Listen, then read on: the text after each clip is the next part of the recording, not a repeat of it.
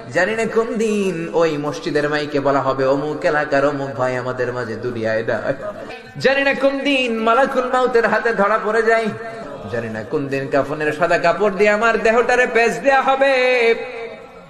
এই দুনিয়ায় আসার একটা সিরিয়াল আছে, যাওয়ার কোনো সিরিয়াল নাই।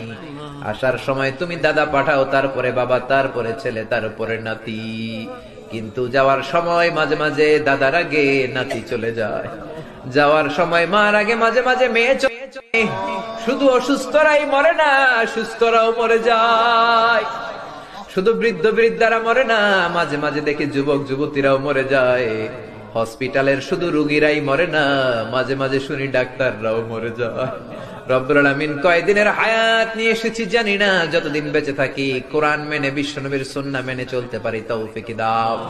আমার এই বাংলার জমিনের উপর তুমি তোমার খাস রহমত আর বরকত নাজিল করো। কোন জিনিস মানুষকে বেশি জান্নাতে ঢুকাবে? বিষ্ণু বললেন তাকওয়াল্লাহ ওয়া হুসনুল খুলুক। এক হচ্ছে আল্লাহর ভয়, আর এক হচ্ছে সুন্দর আচরণ। সুবহানাল্লাহ। সিজদায় পড়ে আল্লাহরে বলবেন, আল্লাহ এই পৃথিবীতে আমি ছাড়া তোমার গোলামের অভাব নাই, কিন্তু তুমি ছাড়া আমার দ্বিতীয় কোনো রব নাই।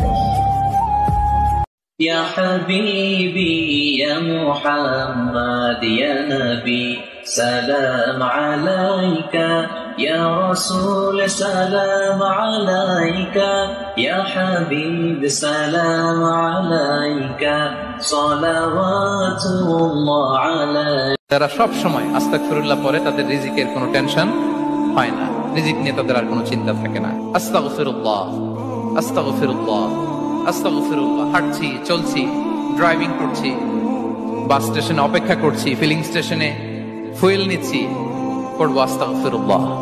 তাহলে আমরা যেন বেশি বেশি ইস্তেগফার করি। বিষ্ণু ইসা ইসলাম বলেছেন, মান লাযামাল ইস্তিগফার